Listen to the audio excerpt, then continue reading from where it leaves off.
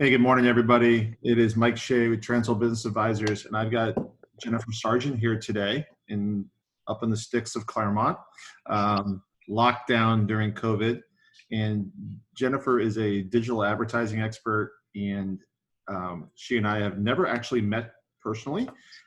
Everything we do is digitally oriented. I've admired her work online, so I thought, hey, she's got some good stuff to say, and I thought in particular, my customers who are pretty, blocking and tackling type small business owners, service techs and they often are soft on the marketing skills. So I thought I'd get Jennifer on, A, to give a shameless plug to her business, but B, to give some simple tips on marketing and social media and things that could help small business. So thanks, Jennifer, for doing this, and I'm going to give you the floor.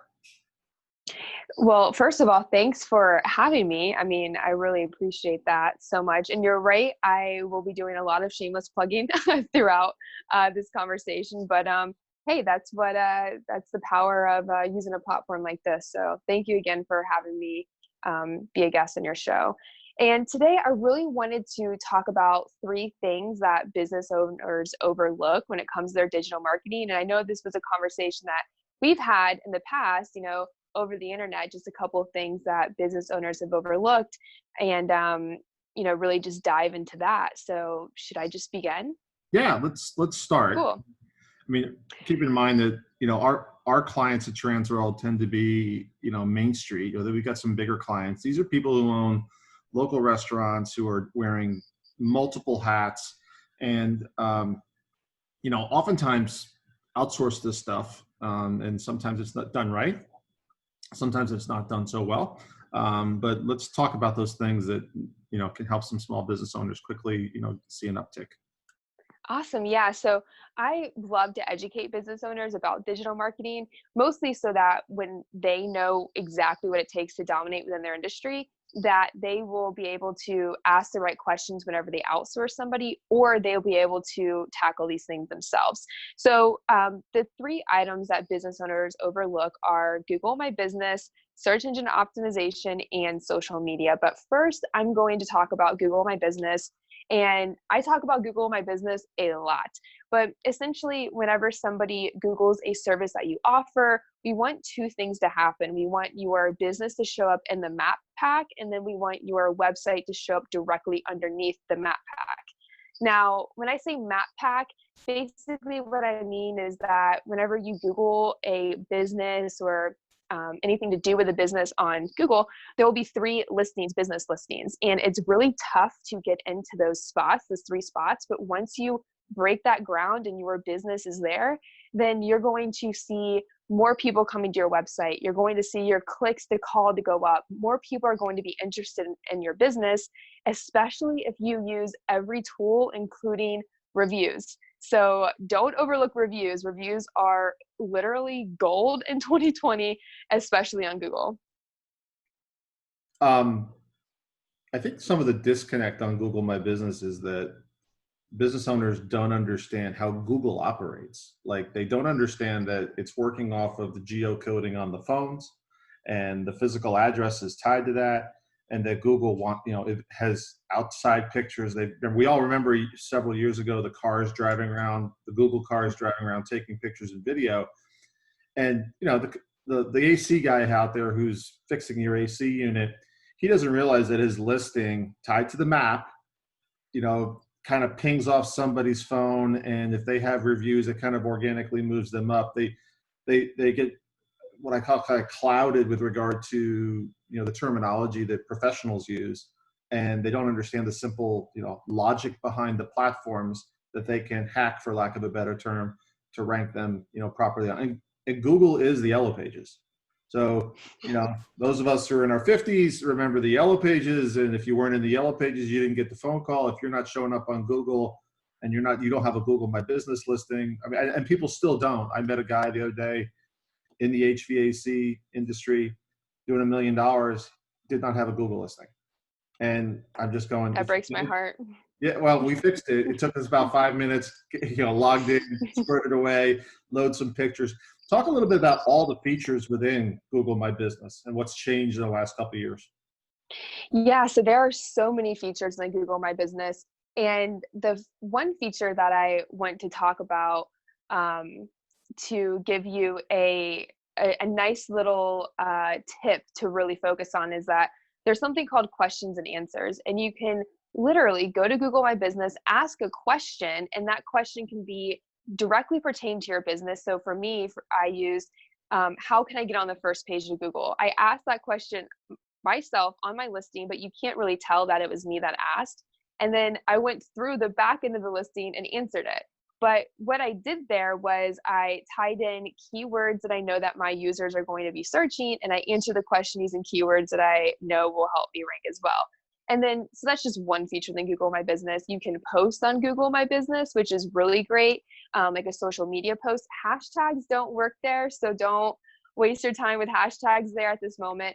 But you can post on Google My Business. Of course, reviews, you will manage your reviews there.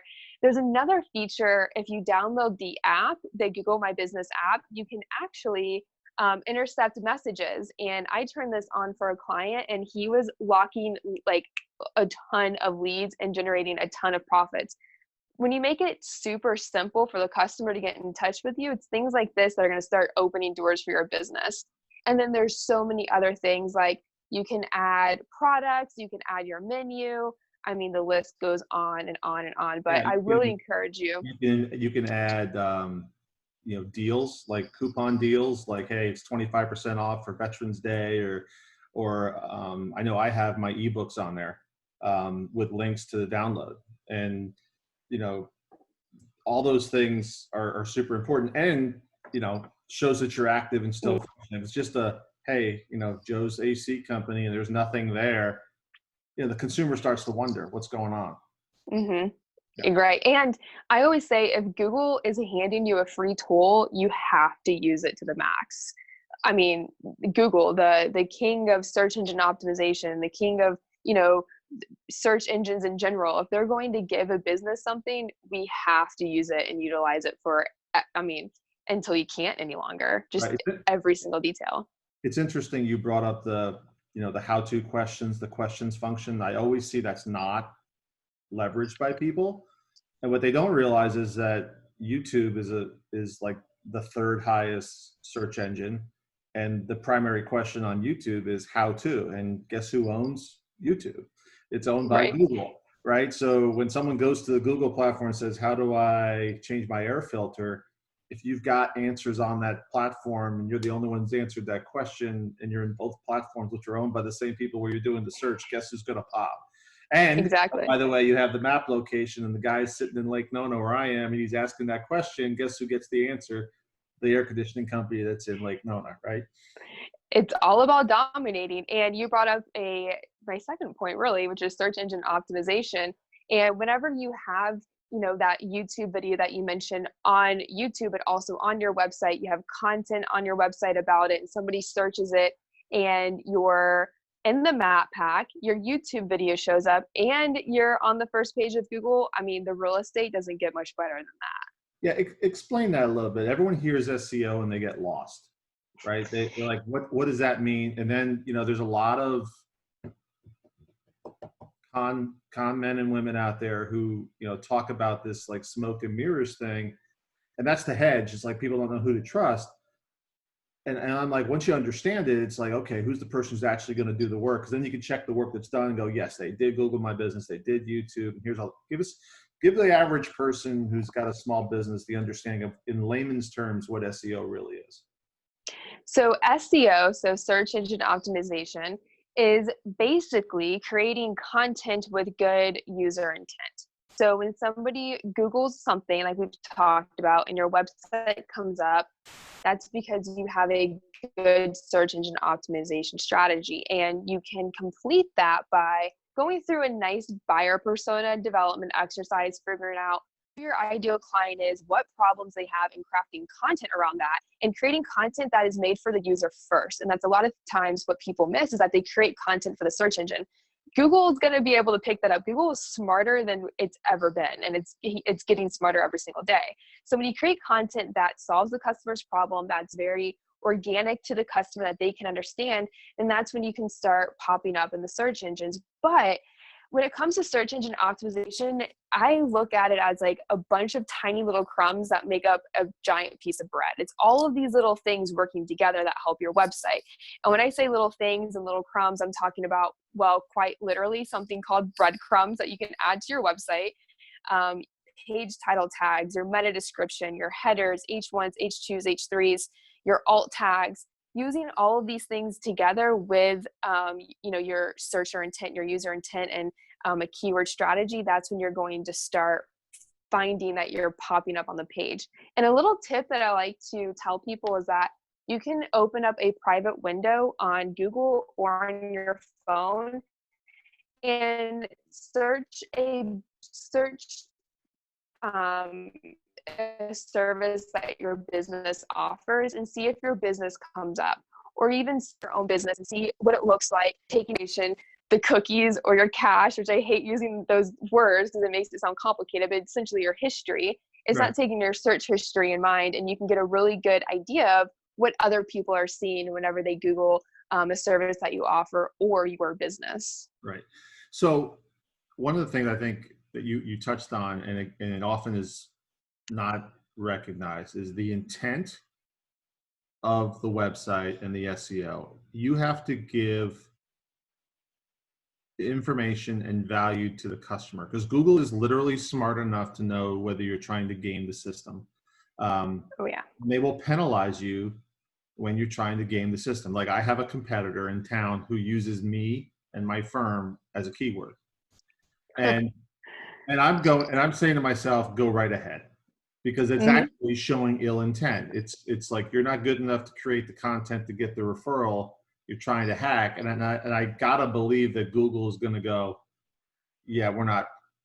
Google actually is punishing companies, for not doing the right thing, because they're consumer driven. They want to do what's easiest and best for the customer, and that's what keeps people on their site long term.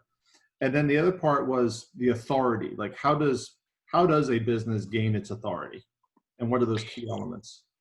So a website can gain authority by a couple of different ways, but the main one is through linking. So internal links in your website. So let's say you are a coffee shop and you want to talk about visiting your coffee shop, right? You can link to your coffee page. So, talking about the types of coffee that you offer. And then you can link to your teas if you offer teas. So basically creating a link pattern throughout your website. This is called internal linking, and that can help with your authority within Google and domain authority in general. And then there's something called backlinking, which is when a website links back to your website. And in SEO world, this is gold. I mean, like literally like treasure chest of gold for your website. Right. And then it can get complicated. Well, is this a follow link, a no follow link, a sponsor link, a user generated content link? And that's when we're getting into the technical department. Right. But if somebody is linking to your website, smile and be happy, because that's ultimately what we want. And then the So other types of outbound links are a different conversation. right, but so, if I'm a business broker and I deal in small business, and I have my pool of my tribe, so to speak, that I work with on a regular basis. I've got an immigration attorney, I've got a CPA, I've got a series of business attorneys and financial advisors. And if I am referring to them inside my blog posts or inside my my pages within my website, and referencing them and giving them basically another link, that drives their authority. And so small business owners need to kind of give and gain. They need to go, all right, who's my tribe? And they need to do the right thing and link to people that are of quality and authority. And then there's a reciprocal relationship that should happen. You should work that angle, just like you should work for reviews. You should work with your tribe to kind of have them link back to you. Now, the challenge is they may not know how to freaking do a link and create the post and do the link back, but at least when you understand that, then you can actively have this in the back of your mind as you're moving forward to kind of drive your rankings organically without paying for it. Because the goal is, and always, if you're doing it right, your ad spend goes down and you're not having to pay for Google AdWords, right? Right. And you just said without paying for it. So it's actually against Google's terms and conditions if you purchase a backlink. Right. So let's say you have a great relationship with somebody, you're networking, and they ask you to be a guest blogger on their website, and then they say, we'll link back to you for $5,000. I mean, just walk away Yeah. because it could be great for a little bit, but Google's going to catch on to it, and more than likely on their website, because if they're charging you $5,000 for this backlink, then they're charging, probably a roster of people. Google's going to find out, they're in trouble, you're in trouble. And it's just, I mean, think about your user, think about your customer.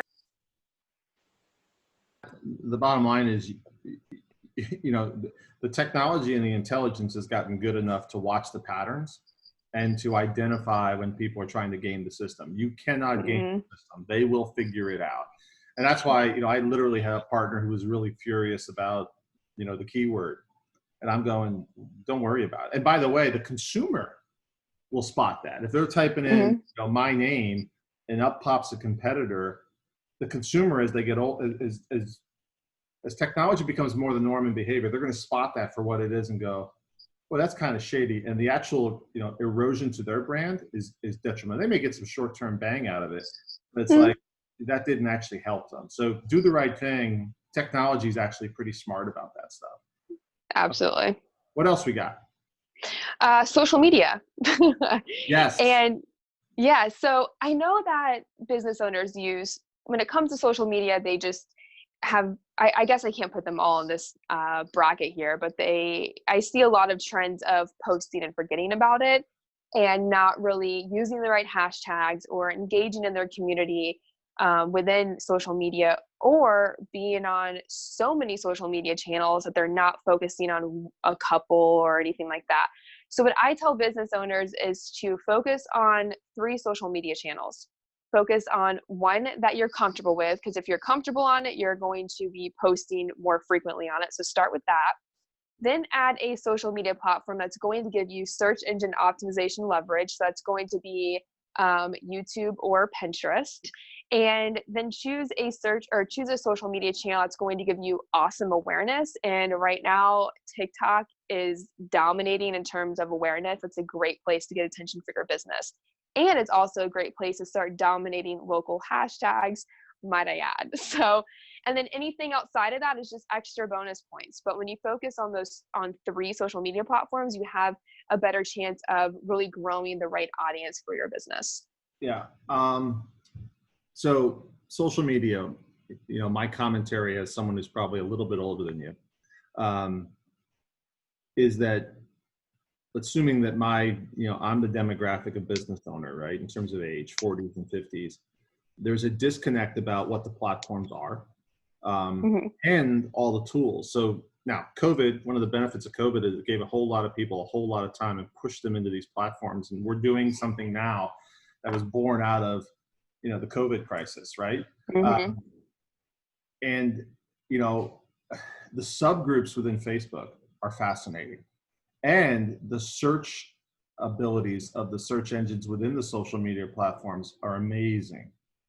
And, you can DM people through it. Ads on Facebook are phenomenal in terms of targeting. I think business people go to LinkedIn, like that's all it is. Now you have to remind them that LinkedIn's not the best business, from a transactional basis. LinkedIn is not the place you want to be to sell services. It's Facebook, because that's where people's attention is. And so how do you get business owners to study the platforms and understand what they're good for? What's a great hammer, what's a great screwdriver, and then how to use them in concert to achieve what their objective is? Or that's really what your business is, hey, here's the tools and here's how we use them. Right. So it just boiled down to where the user is for that business, where their ideal client or where their ideal customer is for that business. And the currency is attention. So Facebook, for example, has an older demographic. So if you're selling a product for an older demographic, then strongly consider Facebook. Not to mention that the Facebook ads right now are so inexpensive. If you can do really great targeting within your ad set, I mean, I get ads as cheap as 3 cents. Cost per result is 3 cents, and I'm like so great at stretching dollars, but anybody can do that. So, Facebook is really great for that. TikTok, of course, right now has a little bit of a younger demographic, but a really great place for awareness. And older demographics are also coming in too. And a lot of people who use TikTok are not using other social media channels. So it's a little bit of an interesting connection. And then, of But course, they we have migrate, right? Instagram. They migrate. I'm sorry. They migrate. Yep. Yeah. So like, They migrate. I just watched this with my daughter. Like I have an 18-year-old and she's TikTok all day, right? Her and the 16-year-old banging forth. But she started an Etsy store and started selling masks. And she comes to me and she's like, okay, I need to get into Facebook. I'm like, you need to get into Facebook. You need to figure out how to work the groups. And it was like, and 10 years ago, Facebook was for kids, but my kids aren't on it. Now she's on it. Right. And she's using it to drill down into the demographic that's spending money on masks. And she's making, pocket change, but it's, $200, $300 here and there. And that makes me so happy because she's a young person getting involved in digital marketing. So like the digital marketing person to me is just like ecstatic right now. So thanks for sharing that story. They know how to drive followers and how to connect, but just like old folks don't know how to kind of pivot down, the younger ones don't know how to pivot up against these generational blocks. And it's like, look, you need to be Switzerland. You need to pivot left and right, backwards and forwards, and don't make assumptions about people, or where they're at.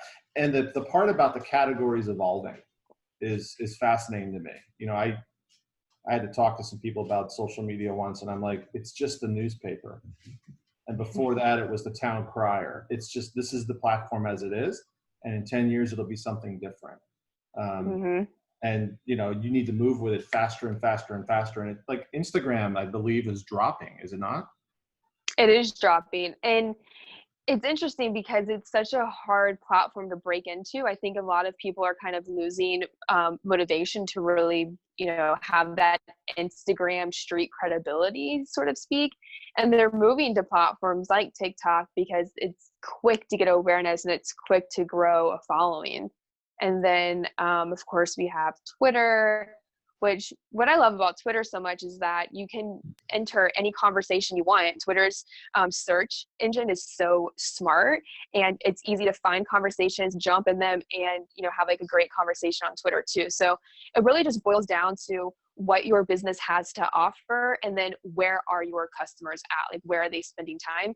And then I mean, it's not, I hate to say it, but it's not rocket science, No. to learn, social media and digital marketing. For some reason, there's like this cloud of like, mystic chaos, and it's very natural once you get into it.